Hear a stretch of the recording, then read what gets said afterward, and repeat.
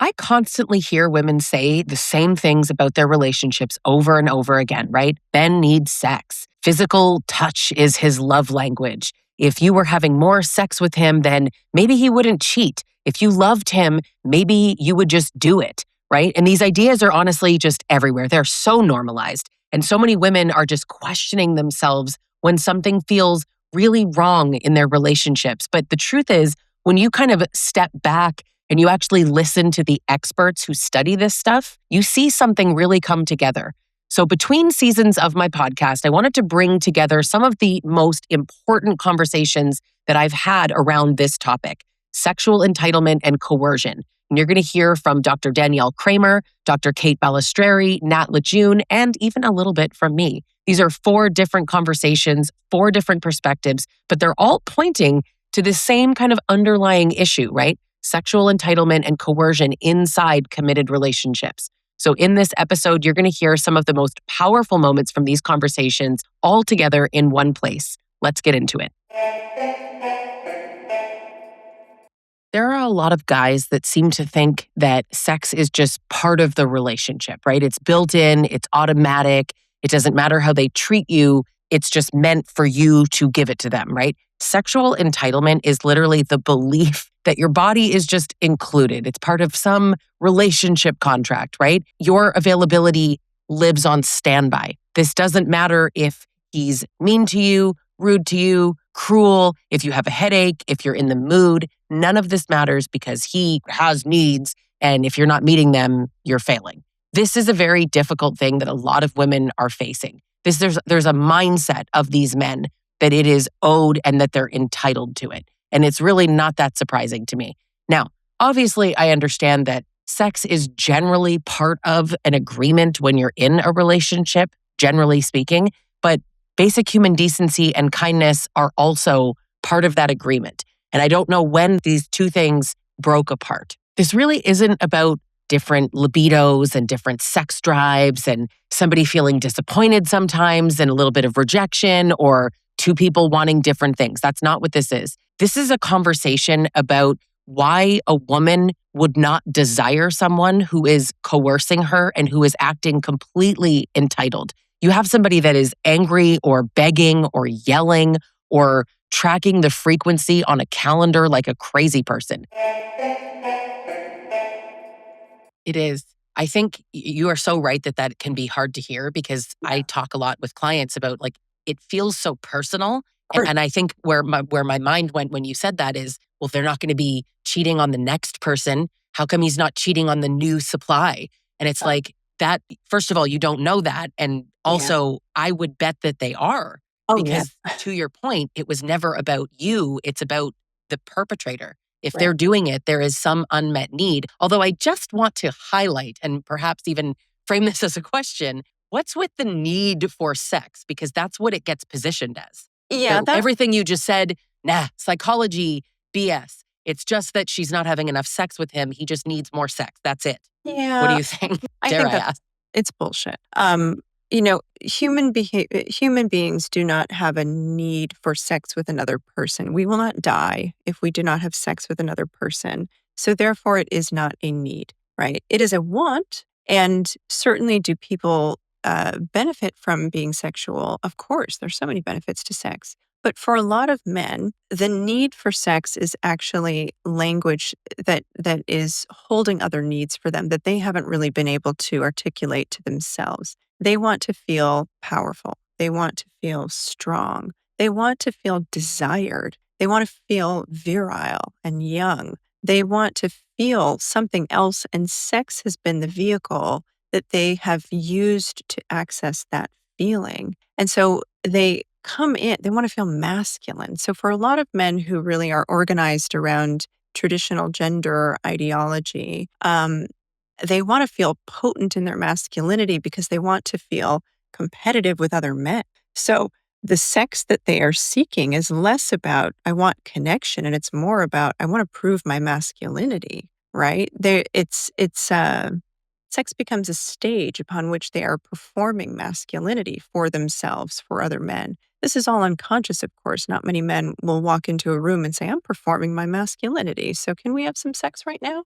Right. But so here's where sort of this expectation gets dumped in the laps of women, as if women are supposed to shore up men's egos, or they're supposed to shore up their desire to feel sexually virile and potent and masculine. So a lot of men do put this need on their partner's lap, like, you should want to have sex with me because I want you to want to have sex with me. And so I want this to be loud and clear for everyone who's listening. Your partner will not die if they are not having sex with you. And sex is not something that we are supposed to give to another person. It's not a transaction. It's not a commodity. So sex is something that we co-cultivate with another human if we're having partnered sex, or we cultivate in our own bodies if we're having solo sex. And it can be a connective space, a pleasurable space, an emotionally beautiful space. And also, it can be a vehicle for people to feel things that they want to feel about themselves, kind of separate from that connection with a partner. So, no one is entitled to sex with another person, no matter what they might say, and no matter how much they might huff and puff and try to convince you otherwise. That's important. And for those that don't know, I hosted a webinar called Isn't Sex My Right? And Dr. Kate was on the panel. So if you are interested in hearing more about consent and coercion and that sort of realm of topics, I'm going to tag that in the description and the show notes so people can access that. But you're hitting on something so important of it's a need. And so women will feel, and frankly, these men will straight up say, if you were having sex with me X number of times per week, I know it's different for everybody, but let's call it 4 or 3 times per week, then I wouldn't. But to your point, yeah, they would, because that's not what's really going on. Right, and that's often a coercive tactic, right? If only you would, if you would do this, then I wouldn't do that. Everyone's responsible for their own behavior, right? So, in fact, in my book, What Happened to My Sex Life, I have a whole chapter on do I have to say yes, and I talk about sexual entitlement and coercion and how this becomes the antithesis to desire. And there's been plenty of research that shows the more sexual entitlement there is in a relationship, the lower the non entitled partner's desire is going to be. Why? Because no one wants sex to feel like an obligation. And the more someone's feels entitled to sex with you, the less likely it is that you're going to want it because now it feels like work and it's labor and it's something that is being extracted from you. And that is not sexy, no matter how we spin it. Unless that's your kink, of course, but then that's a consensual situation. That's a different story. But for a lot of folks who have been socialized to believe that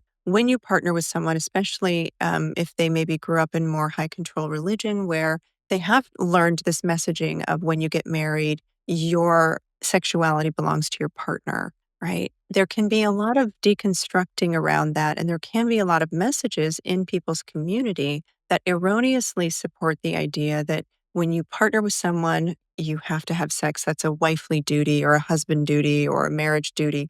It's not. And the more you kind of sit with that, the more it starts to feel like an ick. Like I can't understand, even though I can explain this, but like the thought of like, I'm not into this, but let's do it anyway. If she were free enough to say out loud, okay, fine, let's get it over with, which is what she's thinking in her head, you still want to do it? Right. Like, ew. The reality is a lot of men don't, but they want to be desired. And so their entitlement is like, I want you to desire me. I want you to make me feel better about myself. And sex is the way that I'm convinced you're going to do that, right? I want to be wanted because that means something about me. And the fact that you don't want me is infuriating and it makes me feel helpless and powerless. So now I'm just going to demand it or I'm going to guilt you into it so that I can have the illusion of that desire coming in my direction. But when I talk to men who have used coercive behavior in their relationships, often they don't realize what it is they're really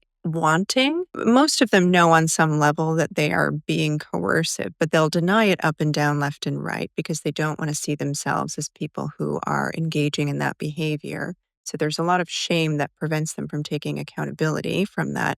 But they know on some level that there's a push and they don't like it. They don't want to have to push their partner. Now, they also aren't doing things to cultivate desire in a real, authentic way. So for anyone listening who's thinking, oh gosh, I just need to show my partner more love and more care and more desire. No, no, no. Only if that's authentic for you, right? And the conversation between partners, often if there has been entitlement or coercion, first there needs to be a lot of repair because it's near impossible to feel 100% safe with someone if they've been exhibiting entitlement or coercion sexually or otherwise in the partnership. So sex may need to be off the table for a while until that safety and that repair is established if you're going to stay in that relationship. And that's something that the coercive partner needs to figure out how to be okay with on their own without bringing it as a guilting strategy to the partner that they've been coercing. So that's individual work that they need to do separate from the coupleship.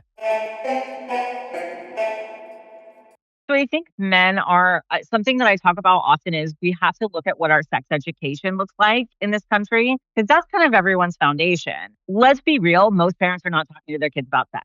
And if they are, it's like very bare bones stuff, right? It's like, this is how babies are made.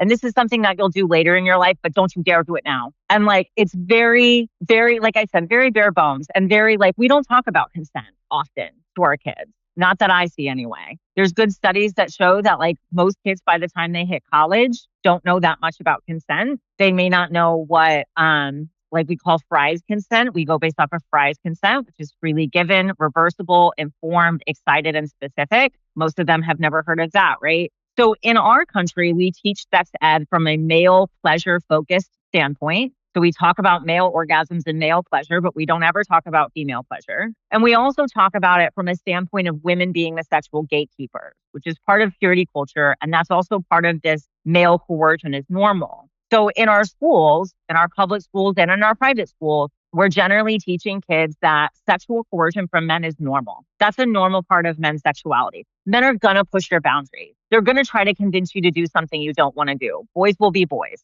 right? So it's your job as a woman to say no. It's your job as a woman to put up boundaries. It's your job as a woman to say, I don't want to do that. And he's going to push that. He's going to try to convince you. He's going to say things like, well, if you really loved me, that's sexual coercion. He's going to say things like, well, you know, this is how men cheat on their girlfriends. That's sexual coercion. But we teach this as normal. We teach girls, boys are going to say these things to you and that's normal. But then boys also hear, well, I can sexually coerce women. I'm supposed to try it like it's the dominance thing, right? She's going to say no, but it's a game. And if I can get her to say yes, and then this carries over into marriages and we all act shocked. Like, oh my gosh, I can't believe that he's threatening to cheat on you. Oh my gosh, I can't believe that you feel like you have to have sex with your husband every 3 days, which comes from like a specific evangelical book, not any kind of a real study, that 3 days idea. But then we can't act surprised because this is the sexual foundation from which our kids are working off of, right? Yeah.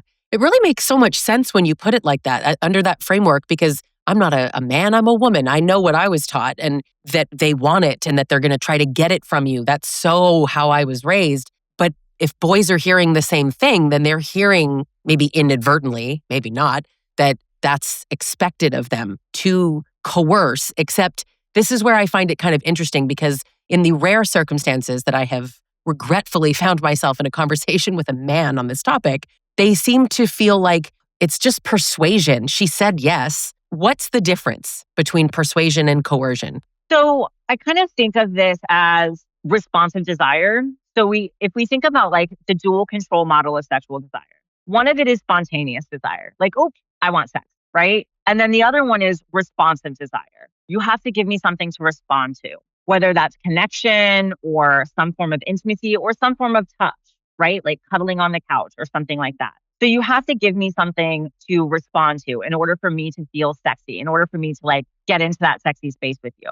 So for me, there's a difference between giving me something to respond to, which is noticing and paying attention to my consent. The goal at the end of responsive desire is your enthusiastic consent. And I, as your partner, am detached from the outcome. I don't have a predetermined outcome I'm trying to get us to. I'm just trying to get us to connection.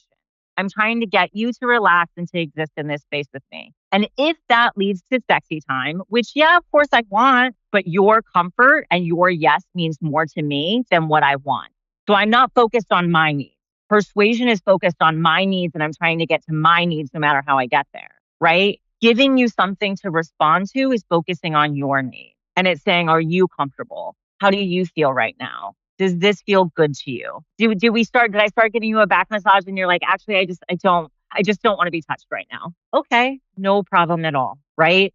So I back off. As soon as I notice that enthusiastic consent is not there, I back off, or I check in with you and I say, how are you feeling? Do you still feel okay? Should we keep going? Or do you need me to pull back? Right? Persuasions, I care about my needs and I'm trying to get to a predetermined goal. Responsive desire, meeting my partner in their responsive desire is, hey, let's connect and spend this time together. And I'm detached from the outcome. Wherever this goes, it goes. And I'm okay with that. Oh, what a good example. And I can just hear the men. Yeah, but if I do that, then we'll never have sex. I can just hear it. So I hear that often. I hear men say like, well, if I did that, she'd never want to have sex with me. That's probably true in your relationship because you have set up a system of coercion. In order for me to say yes, I have to feel calm and comfortable and confident that my no will be respected and it will be okay. There will be no consequences. I'm not going to get silent treatment. I'm not going to get you pouting. I'm not going to get you guilt tripping me. I'm not going to get threats, whether explicit threats or covert threats, right? Like if I walk away and I'm like, well, this is why some husbands cheat. I'm not directly threatening you, but I am, right? It's an inexplicit threat. It's me saying, well, if this continues, I don't know, right? So if you have set up those conditions in your marriage, in your relationship, then yeah, that's going to take time and space to heal for both of you. It's going to take you to heal that entitlement and you to give her space. Because the other thing is, going back a bit, when we set up that sexuality of like women are gatekeepers and men are the pursuers, where is the space for my sexuality? Because in that framework, my sexuality only exists in response to his. I don't have my own sexuality, right? Men are the pursuers and I'm the gatekeeper. There's no space for my sexuality. So when you tell me, well, if I back off of all that and I do that, she's never going to have sex with me. That's probably going to be true for a while, right? Sometimes in healing, things have to get worse a little bit before they get better, but you need to give her space to have her own sexual response, her own sexual desire. You may not even know what that looks like because you've never given her space to express it. But with healing, with her starting to understand that this isn't about coercion, this is about sex that we're going to do together, not something you're going to do to me and I give to you.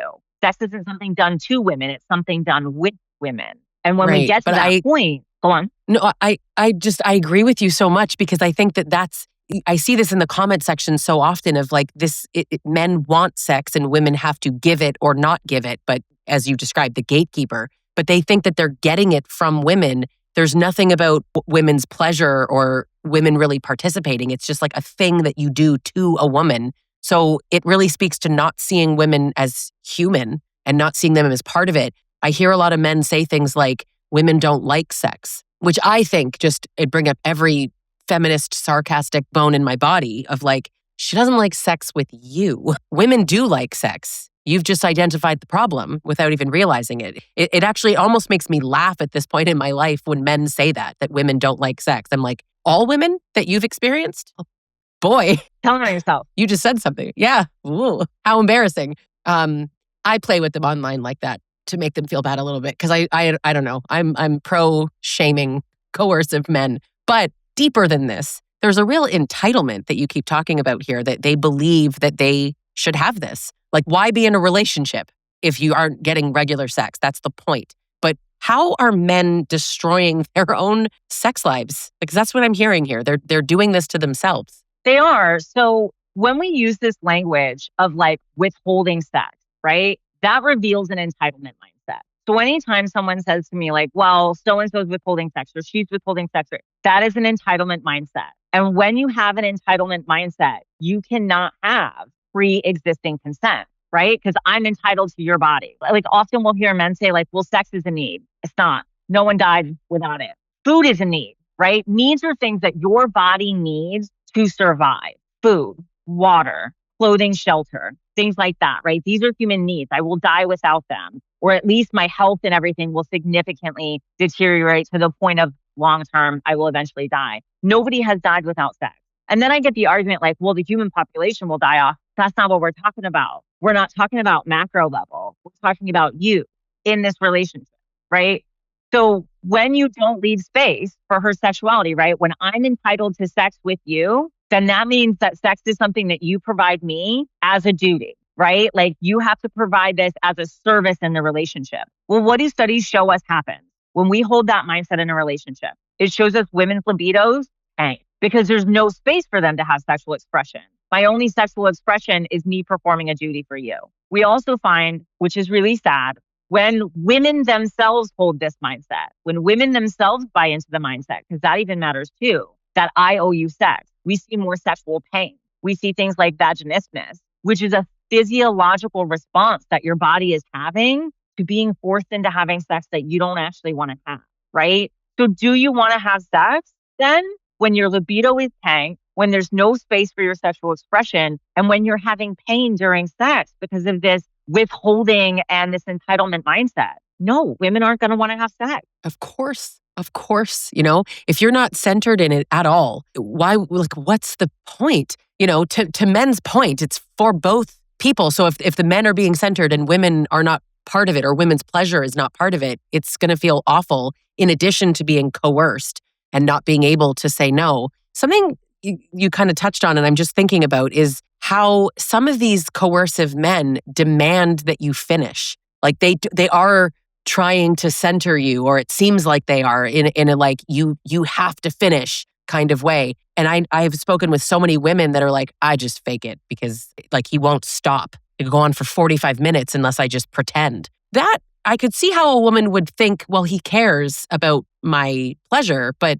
what's your take on that? Because I don't think he cares at all. No, so I go back to that idea of like persuasion versus giving you something to respond to. In that moment, I care about my own needs and ego. It's not actually about you finding pleasure, and it's not about me finding what's pleasurable to you, right? If I really want to give you pleasure, then I'm going to be curious. I'm going to say, does it feel better here or here? Do you like this better here or here? Show me how you do it on yourself, right? Like if you can get yourself there, teach me how you do that. I care about your pleasure. But what's actually happening there is I care about my ego. I don't want you to finish because we're doing this together and this is a team effort. I want you to finish so I can feel good about myself. So I can walk out of this room being like, yeah, I'm the man. Like I got her to finish and she enjoyed it, right? But what's happening in women is what you described, this like pressure scenario in their head. That is the opposite of orgasm. Orgasm is being in my body, feeling that tension and releasing and letting go. If I have pressure to meet a certain outcome, that is the opposite of where we're trying to go, right? Now I'm solution focused and I feel this pressure to do this for you. That's not going to get anybody to orgasm. When I first got to TikTok in 2020, I had not put myself on the internet much at all. I had, those glossy Instagram pictures where you're trying to hide what's really going on behind the scenes. So I didn't think anybody would see it. So I just thought I'll just record a couple videos on the floor of my bedroom really quietly. And I started talking about what was going on in my home. And over the next few weeks, one of my videos went viral. And somebody in the comments over those next few weeks said, that sounds like sexual coercion. That's not okay. And then that sparked something. And I said, that is a thing. I've heard of that. And I started to go down a rabbit hole researching that. And because I initially thought it wasn't anything to do with marriage, right? I thought that was just, college kids dating. I'm way beyond that. Now that I'm married, it's a thing you kind of have to do, right? No. Sexy. So I started to talk about, wait a minute, this isn't right what's happening to all these women, what happened to me for 20 years, right? So I started to talk about what sexual coercion looks like and how it's different in marriage. And that became accidentally a platform based on marital coercion, which I kind of made up on the fly in a video. And it made hashtag and a website. It became a thing. So now we talk about that almost every day. New women discovering it for the first time. Yeah, it's devastating because I remember, and I've probably said this to you before, I was like, okay, he was abusive financially, he was abusive emotionally, physically, I've been through it all, but I've never experienced sexual abuse. And it was a video of yours, and I don't really remember which specific video, but I remember holding my phone like, wait, what? You shocked me. And I was already on TikTok, I already was making my own content, and it was like, how didn't I see this? Like, how didn't I know? And then I just drank all of your content obsessively. But it's also really triggering for me because I think I've realized that type of abuse that I experienced in my own abusive relationship was worse than I thought. So it was like unpacking it through watching your content. So thank you. And oh my God. When you think you're over all of it and you're teaching and you're helping, and then it creeps up this new thing. Yeah. And for me, it was kind of the opposite because I kept making excuses for it because there was nothing else. Right? I didn't have all the other abuse. So I just thought, no, but he's such a good guy. This can't be abuse. Yeah. Yeah. And it's bizarre. I mean, I also thought it wasn't abuse, despite it being physical, despite it being all kinds of things. But when you don't know, you don't know. And education is key. And this book I brought into my own relationship. And I was like, because, I think what brings a lot of people into this book, The 5 Love Languages, is this thought of like, we're not communicating well. I don't feel loved. Why? And so you start to dig into it and then you realize, oh my God, this makes so much sense. My love language is words of affirmation and acts of service. And oh, I see, his is physical touch, or and my abuser's was quality time and physical touch. But physical touch was the primary. And I remember him actually saying to me, oh, so because I scored on all of them.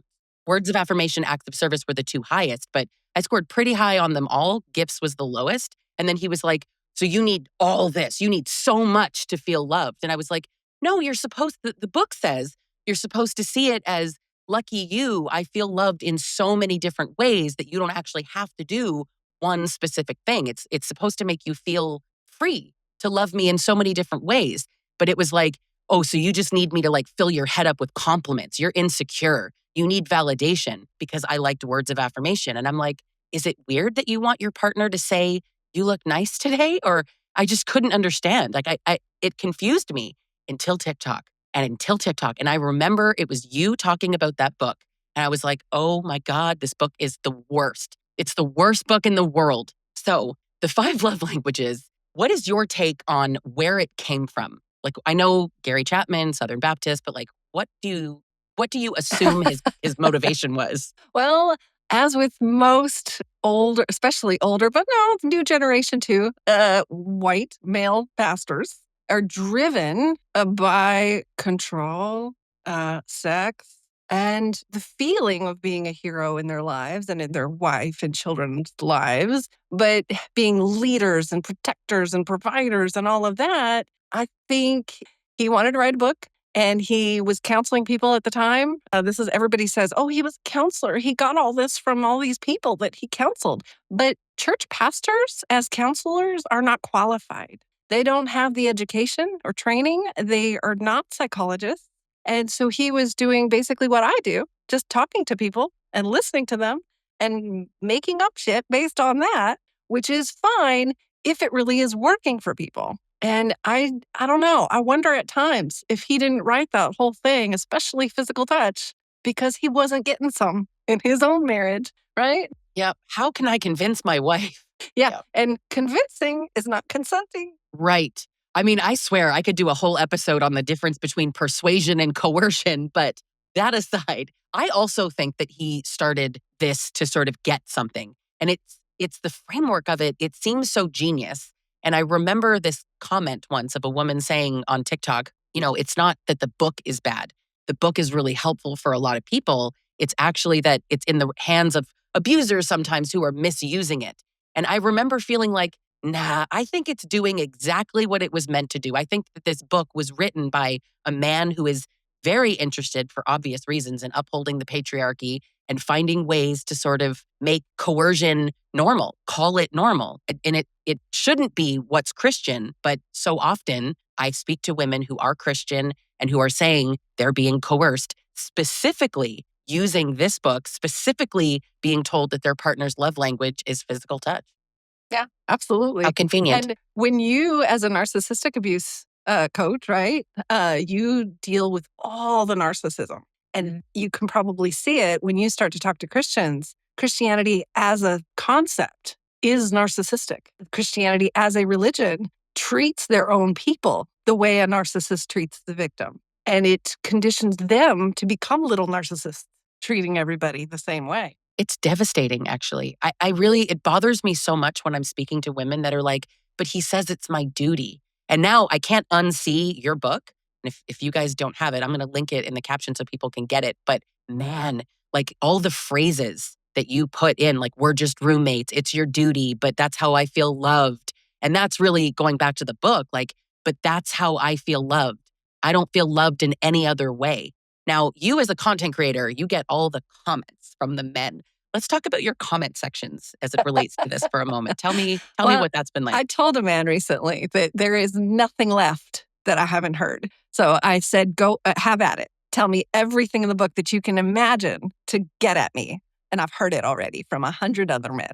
So the top ones really are, I say the second one is the physical touch is the love language. Number one is just that it's his need in general, that men need sex. Number two is love languages. Number three would be it's part of a healthy relationship. That's a gaslighting one, because it takes a healthy relationship for two people to want to have sex in the first place. Right. So they're doing the steps backwards. Yeah. So and then probably in the top 5 is chicken or the egg. Does she not want sex because I'm treating her badly, or am I treating her badly because she's not having sex with me? Right. Now They think relationship. it's valid. Yeah. But so in that, I discovered something, and again, through you, like you really, I know because I tell you all the time, but like, my God, you've changed things so much for me. But the transaction in that, I have to earn his kindness through giving him my body. And it's like, I don't know why that men can't see it that way. And then they'll say, oh, you're using do the dishes as a transaction. And I'm like, but you told me that I needed to earn your kindness.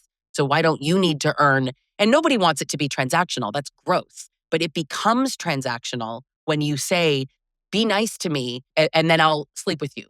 I gotta say, it's actually perpetuated by society as a whole. In that I came across a video recently where I had a bunch of women coming at me and attacking me and this woman I don't believe was being coerced, but she made a video. This hit the For You page, was viral, and she was saying something about I wake up in the morning and give my husband head, and then he'll do all the chores today. But the way she said it was just sort of like, this is what she does, but not because she doesn't want to. She does want to. But it was a joke. It was a funny, I can get my husband to be my dancing monkey all day because I do this one little thing for him in the morning. And hey, ladies, do this for your husband and you can have the trick pony too, right? But women in the comments were pushing back, victims, saying, hey, wait a minute, you can't be telling women this because they have to still want to do it. And you can't make it transactional because you're feeding into those men saying, hey, give me some and then I'll do this stuff. And then they're withholding chores and things to get sex.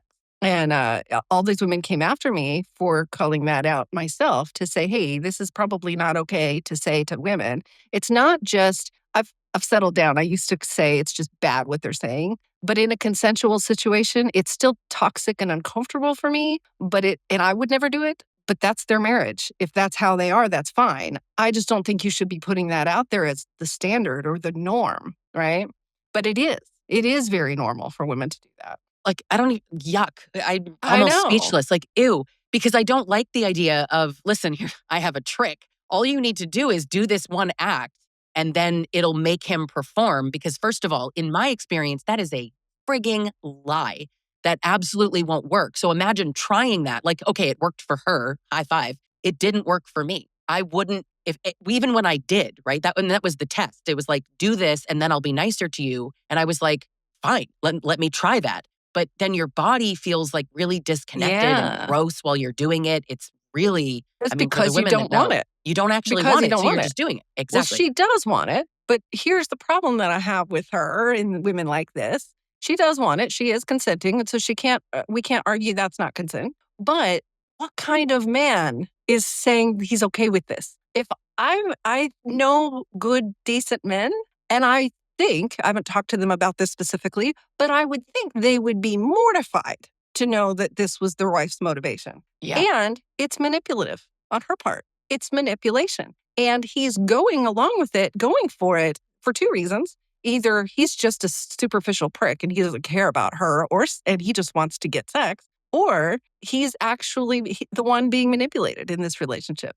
And maybe we need to get him some help. Right. Good point, actually. I never see it from that side because, I'm how I am with men, but however we want to label that. But it has taken me a lot of healing to get. Yeah, I'm on that journey, but I'm not there yet. But I just feel like the opportunity to, and coerce each other. And honestly, I see this in your comment section, and anytime I am brave enough or crazy enough to make a video on sexual coercion, I get the same thing where it's like, women do it too. I'm not saying they don't. To be honest with you, I'm really not saying that they don't. I'm saying that they do it far less often, so far less often that I don't personally care to even talk about it. And I also think that a lot of men have this weird belief of like, well, that's fine by me, like what we're talking about. Yeah. These guys are like, wake up and get that. Great. Yeah. I just said on Threads this morning, there are two reasons that men say women do it too. Number one is just deflection to get women to stop talking about it. But number two is because it's so damn rare that they just can't believe a woman got one over on a man because we're supposed to be big and strong. Right. We have to talk about this because something bad happened to a man. Yeah, that's important. We need to talk about this now that it's happening to men. It's shocking that it's because it's so rare. Yeah, God. So I remember that in the book, at least this is my memory, that it didn't used to sort of explicitly say that it was sex as part of physical touch. I can't find any reference to that. I've had another online creator say that she sort of remembers that too. And maybe I'm wrong. Yeah, I get comments saying the opposite, that there are people that say, well, no, but Gary came out and said publicly that it doesn't mean sex. But it doesn't matter because here's the thing. It doesn't matter if it's sex or not. Physical touch is a violation if you don't want it. Good point, actually. You're right. But I will say that the book says Does sex. the book say sex? It may be that there was a reprint, another version later. Yeah, I think there was. Regardless, if you are poking me in the shoulder against my will and I've asked you to stop, it is a violation. And if that happens repeatedly over and over again throughout the years, it doesn't matter if it's just a smack on my ass. It's not okay. It's violating. And that's how you see women around every once in a while with really frumpy clothes all the time. They'll never wear anything revealing or sexy. That's the kind of thing that happens. When men complain that their wife has let herself go, it's because when she looked nice for him, he violated her. Yes, that's so true. It's interesting. I have a client who every time she's like, hey, can you grab that cup for me on the top shelf? He's like, show me your boobs. And if she doesn't, he won't help her. And I'm like, see, and I get that that's not touch, but there's no consent. It's a transaction and it's for his viewing pleasure. It's one step away from other things. It is still sexually violating. It's objectifying. And there's studies, all kinds of studies done on objectifying. I think there may be one on my website. Yeah. Why? I don't want to say why do men do this, but like, what do you think really is the driving factor here? Because what I hear and see so often is that, well, men feel rejected if you don't sleep with them. Men need sex. I know those are two different things, but to me, that's what I see the most common. What's the issue? I see different kinds of men. To kind of go gently on some of the men, some of them genuinely have been raised and taught to feel love in this way. I have a video pinned on my TikTok right now where I had a what I call a channeled message. That's a whole different topic we can get into later.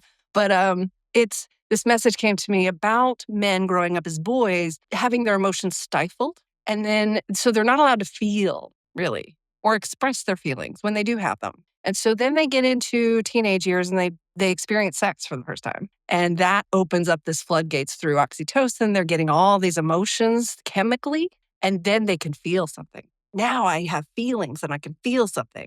And it's always with a woman, right? So the more they go on through life in this cycle of, I can't feel, sex makes me feel. I'm not allowed to feel, sex makes me feel. They get in this conditioning where sex is the only way I can feel now. And I've experienced this firsthand with someone I dated. He could not express feelings outside of the bedroom. And he was very good, kind, nice man, treated women very well, would never have been coercive. But we had lots of conversations about this because of my content. And this was kind of how it was for him. He shut off and disconnected from his body when he wasn't having sex. And then it would wake up all of this emotion in him when he was having sex. So for those kinds of men, I don't think, sometimes I might say they're accidentally coercive. It's not actually accidental. There is something going on there, but it's not the direct entitlement we see in abusive men. And so that's the majority of coercive men are the incels, the awful, entitled, the men who don't even see women as human. So I have to separate those men because there is a small percentage of them that would get help if they were confronted with this. The others would kick and scream and go down fighting, because in those men, it's not that just that they weren't allowed to feel. They were told that that's totally normal and it's okay. And anyone who asks you to feel is just a bitch. And then you move on through life, and sex, it's so normalized that sex is the way men feel that and women are not human. Women are objects for their desire. Men have told me, why would I get married except to have sex? What's the point? If I can't get it from her, I'll get it somewhere else, because she is just a vessel for sex, and he can easily replace her with anyone else on earth. If you recognized parts of yourself in this episode, I want you to hear this so clearly. When someone feels entitled to your body, it kills intimacy. Bedrooms are often dead because a man is destroying it. He's coercing you, and he's created this environment. Unfortunately, this is something that so many women are experiencing inside their relationships. And a lot of women have really been taught just to ignore their own discomfort, right? You want to keep the peace. I always ask, whose peace are you keeping, right? Your reactions, your feelings, your boundaries, they actually matter. So if you want to go deeper into this topic, I highly recommend listening to the full episodes with Dr. Danielle Kramer, Dr. Kate Balestrieri, and Nat LaJune. I'm going to link those all in the show notes so that you can find them easily. Thanks so much for listening to Real Talk with Lisa Sonni, Relationships Uncensored, the podcast they don't want you listening to. And I'll see you next season.